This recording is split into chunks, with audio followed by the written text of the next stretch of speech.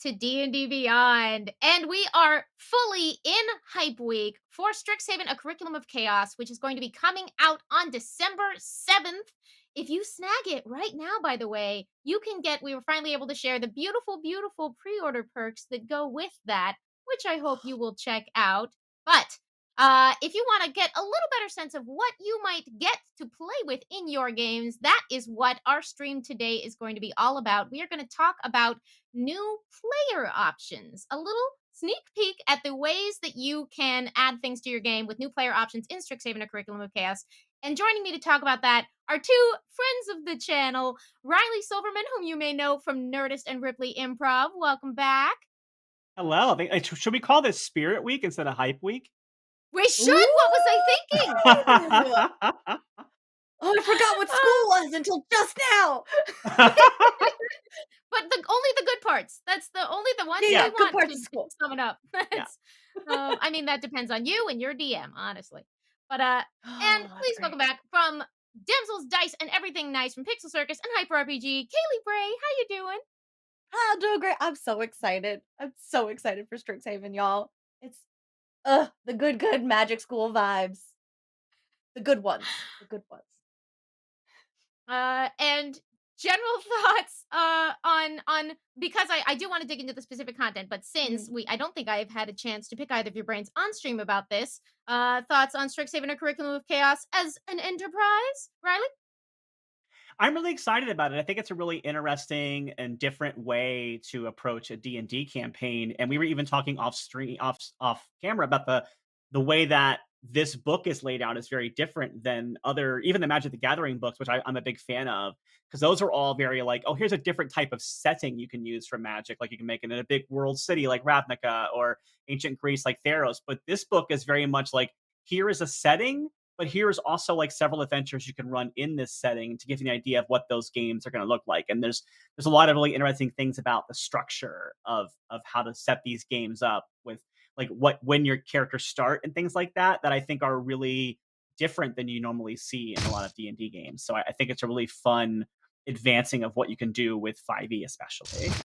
Yeah, I love it. Feels like this book in particular is going to encourage a lot more collaborative world building. And so it's not just like down to the DM as far as like, this is the world that you're in and here are all of the rules and all of the structures and all, like, so much depends on the character creation and the schools you pick and the kind of backgrounds you pick and the choices that you want to make, that I'm like, for the players, and I'm really, really curious about how that's going to shake out in a campaign setting.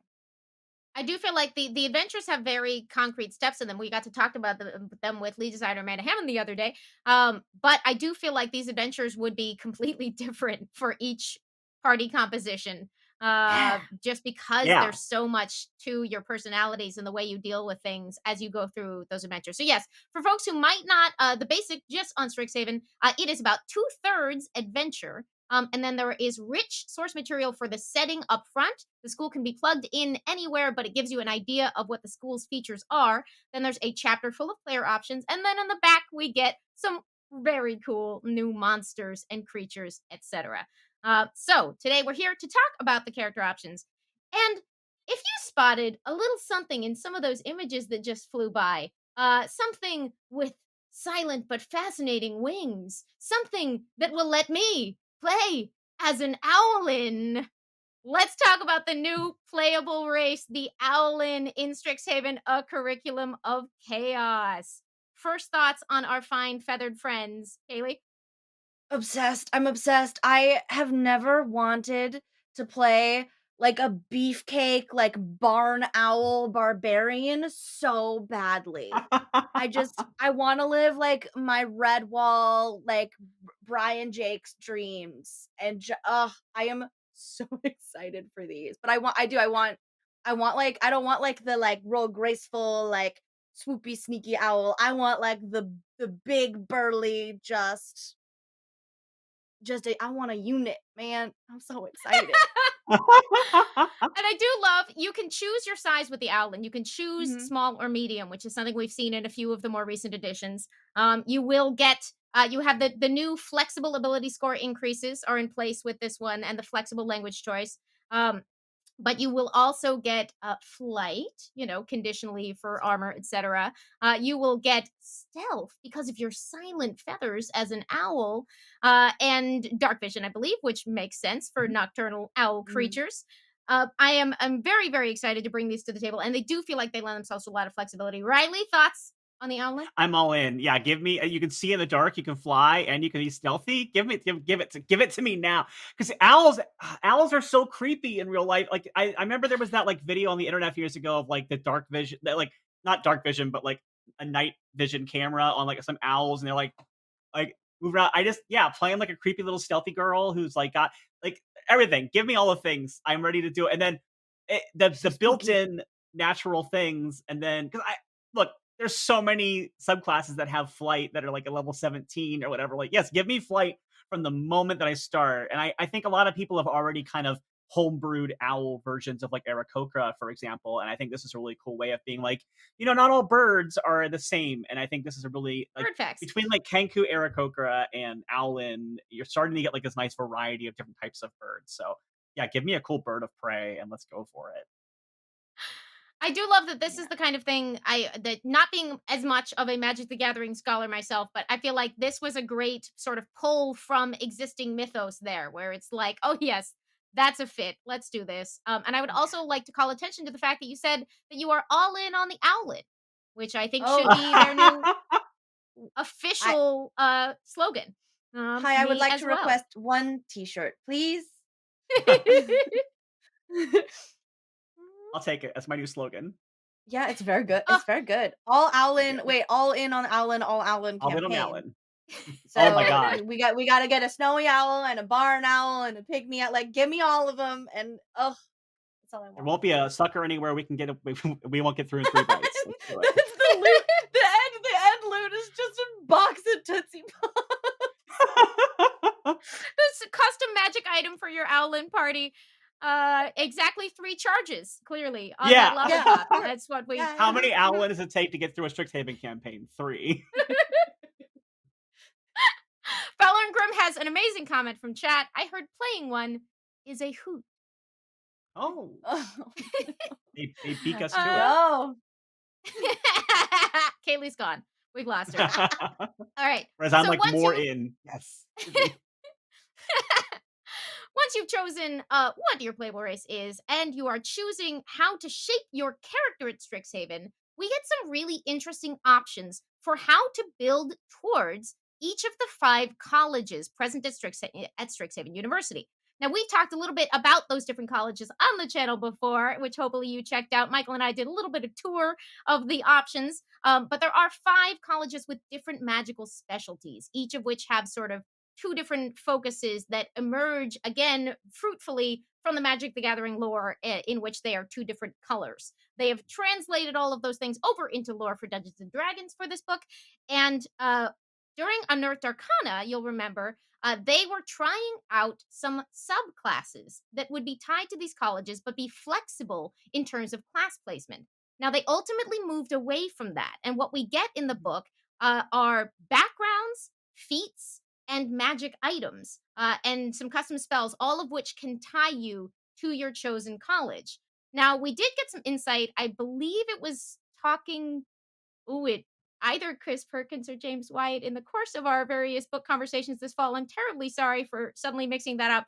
But some of the reasons that they moved away from those flexible subclasses for the final versions we see in the book were that apparently a lot of the feedback was that people really enjoy the way a subclass is specific to that class. So every kind of Mhm. bard has an essential bardiness that people enjoy.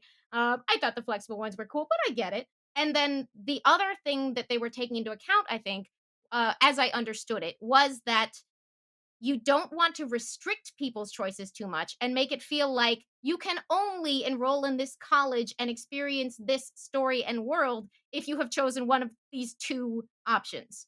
Right. So the restructuring allows that to any a character of any class can take one of these backgrounds, and they are going to pick up some limited access to magic. It will be more substantial if you are in a spellcasting class. This background is going to enhance your spell list, in addition to granting you a feat, which we will talk about there. I'm trying to get all the info out at once. I'm very excited. I ultimately really like the way they structured these. But the Mm. 5 backgrounds, which are not mandatory for playing this adventure, but could reflect spending your whole life prepping to get to college and choose one of these. Maybe you were academically focused to the exclusion of life experience. Maybe it came up in some other way. Maybe you're from an entire Quandrix family and you're going to rebel. I don't know. I don't know your story. Um, but let's dive into the specific backgrounds. Starting with let's go Prismari. Riley, would you tell us a little bit about choosing the Prismari student background? Sure. So the Prismari is kind of one of the two arts leaning backgrounds in this in Strixhaven, which I'm a big fan of, and they're both very different types of art. I think this is a little more performance art because it leans into elemental magic, which I'm a big sucker for. I mean, I talked for a long time about Tempest Clerics. I love elemental magic. I'm a big giant fan of it, and it's very much about kind of fusing like a fluid movement with magic, and that's kind of where it kind of comes in with. And so it's interesting to me because it recommends Prismari for classes like druids or like elemental wizards, and then also like the four elements monk gets brought into it, which like you're saying, I think that when we talk about the UA subclasses on this channel, at the time I was like, are there not going to be non-spellcasters in this game? Like I thought, like, are they creating a setting that you can't just be a melee class? But I like that they found a way to make it work where it's like, no, you can blend the flavor of this melee class with the like magic of this class, and it works really well. So they recommend. So basically, it's a background that gives you proficiency in acrobatics and performance. You get proficiencies in tools for musical instrument or artisan's tools, and you also get like a musical instrument and like those things like that. And like I think everyone gets like ink and pens as part of their starting equipment, which is really fun. But yeah, it's and then like you get some cool spells with it. So no matter what class you're in, if you can cast spells or if you have that initiate feat, we'll talk about more later, because each background has a feat that you get for free when you join that background. You get Chromatic Orb and Thunder Wave added to your spell list. You also get a new spell called Kinetic Jaunt, which is really fun. That's like this school's spell. So there's a lot going on here, and they don't list bards as the recommended, I mean the suggestions, but it's funny Mhm. because this feels like it has bard written all over it. It's like school about performance, and then when you get like later into it, you actually even see that like the primer for this school and I think the initiate gives you access to bard spells. So it's like, why is this not already like, maybe they thought bard was just so obvious that they're like everyone's gonna want it. No, or the only thing I can think of too is that a lot of the spells that I just read off are very like combat oriented spells, and I think a lot of people don't think of Bard as attack spellcasters as much as like buffer, debuffer, or healing spellcasters. But I mean, as an experienced Bard player myself, Magical Secrets is right there as part of the Bard. So I actually like this idea as a supplement to a Bard build because you can have all the stuff you would get with your class and subclass, and then you get this cool background that like adds this elemental magic casting to what you're already doing. So there is a lot to love in this subclass. So I'm excited about it. It's very I l- it's very airbendery a little bit. It's like, hey, Yeah. because an airbender, every bit of like spell casting is based on like a type of movement, a type of martial art, and I feel like this way leans into that heavily. I think it does. And I would say certainly the suggestions are merely suggestions. It might be that Mhm. they were like, we don't need to tell you that you could do a performance bard for this, because it is it listed in the suggestions for several of the others. They may just be encouraging you to think about other ways to go with that. Yeah. Who knows? But they're certainly not stopping you from making the Yeah. exact combo. I do want to shout out. I love I think I'm my timing might be a little bit off, but if you entered our giveaway today with the first of our hashtags, a very happy Hanukkah. We love to Yeah. Okay. acknowledge one of the special times of the year. So thank you, mods, as always, for that good work. Hmm? All right. What about Kaylee? Tell us a little bit about enrolling in Quandrix with the background Quandrix student. Oh my gosh, as somebody who was incredibly bad and thought I hated math, for the longest time, then I realized I just didn't like to be taught math. I just wanted to research math by myself. Uh, wow, I have ADHD, imagine. Uh, it's so much fun to like dive into a class or a background that really leans into math and physics or magic because they are. And magic has so much math and physics in it if you want it to. I love the opportunities for color and just flavor you can put into literally everything that you do. And yeah, like Riley said, like everybody who picks a background at Strixhaven is going to get ink and a pen, but Quandrix, you get an abacus. Why am I so excited about the toys? Yo, I just, oh, it's so good. It's so good. Um, and then you get things like the new vortex warp spell, which is kind of breaks my brain a little bit in a cool way. And and just the opportunities for building out a character that is either completely insufferable like Big Bang Theory style, like won't shut up about string theory, or like a Luna Lovegood almost style, like all they can think about are quarks and they're just on a completely different plane of existence. As somebody who has trouble like building up like a full backstory, the fully formed, like very inspiring details that these backgrounds offer, there's just so much wealth. It's so much fun. I do love that, as with all these backgrounds, they offer personality trait tables to help inspire. So, for instance, if you enroll in Quandrix and you decide to roll for your personality traits and you get a one, you get when I find a subject I'm interested in, I won't stop studying until I know everything about it. It keeps me up at night. And I'm sure no one watching this can relate at all to those potential. There's some very fun traits for each of these because the colleges lend themselves to personalities in such an interesting way and to varied personalities that all fit, Yeah. which I love very much. And you also So, have all the Quandrix, options for the trinkets too. And so like you mm-hmm. could be a character that has a little pouch of different resin cast polyhedrals, and all you can talk about is they mean something.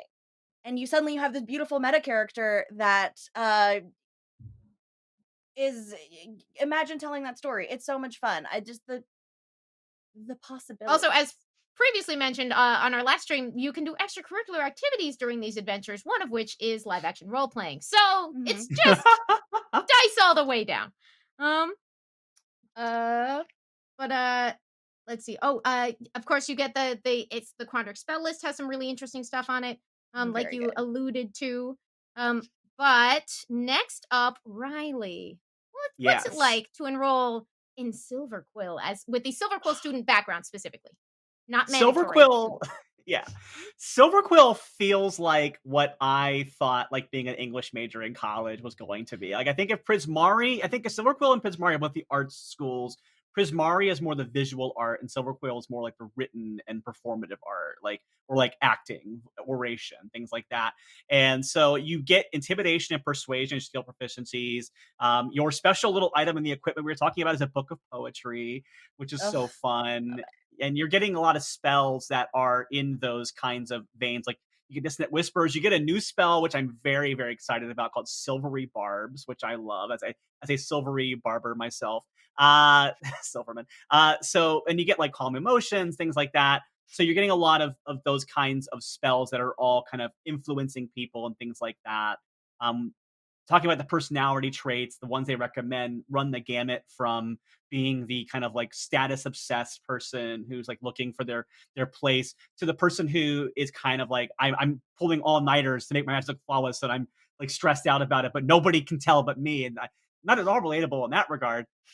And then we were talking about trinkets. My favorite trinket in the backgrounds for the schools is in Silver Quill because one of the trinkets is a stylish silver pin that references a famous series of novels about warlocks. And I love it. They built in fantasy fan merch as the thing that your character's like a big book nerd. And you're like, yeah, I got the pin. I got the pin for my favorite book series. So I just love that's a thing, and I love that it's an item that you could easily make in real life and sell and have be like your character thing that you're wearing, or whatever like pin you love. You can wear it, and then in character, like, no, this is my pin for for this book series. So I love that a lot. So I yeah, just it's a love that one really of them is fun. stickers. Yeah. One of the trinkets is stickers.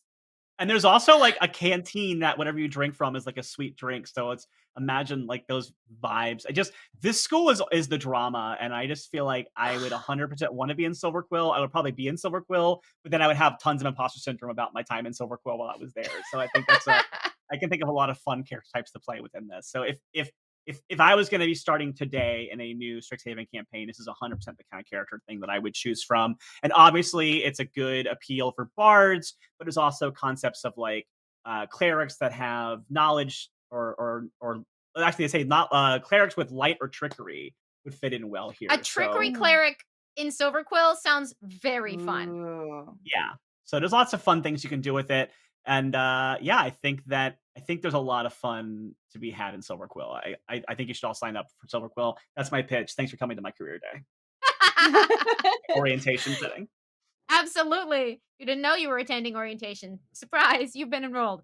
Incredible. Kaylee, tell us a little bit about our creepy, wonderful friends over at Witherbloom. Yes, the goth house. We love look, so Witherbloom is that they're the alchemists. Um and or, you know, the cooks, which I think is another like really creative way to kind of just like maybe I just like playing characters that cook. And that's a me thing. But so it's you have the alchemical specialty and you're making potions. And there's also this is probably a good druid background, so you can, studying things like flora, fauna. Um, your equipment, you have your own iron cauldron already like prepped for you. You get your little book of plant identification. But like some of the spells that you get are also very cool. Like the new wither and bloom spell looks like a lot of fun.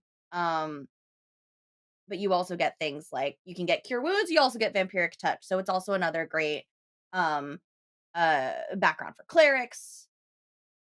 I I would love to see what a martial class could do though with this background. I think it's really really interesting, and obviously an artificer could also have a lot of fun with this background. I love Um the suggestion that you could play a rogue who's studying poisons, and that's why you right. enrolled in Witherbloom. Like, that's very cool.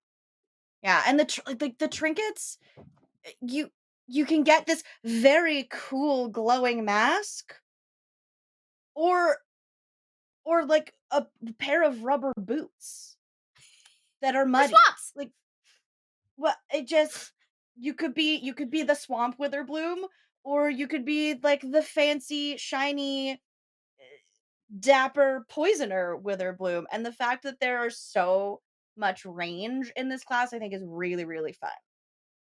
I will Um, say I also just I'm love curious about it. swamp theming in general, like bog Oh, witch love stuff. I swamp. loved the introduction of the hexblood lineage, and I feel like there are just a lot of fun potential crossover appeal to combining these elements. Hmm. Yeah. One of my favorite personality traits for Witherbloom is I know we just met, but when you die, may I have your bones for research?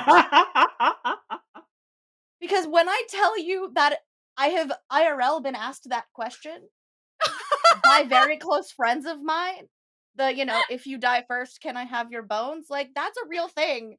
Those are real conversations that happen at boarding school.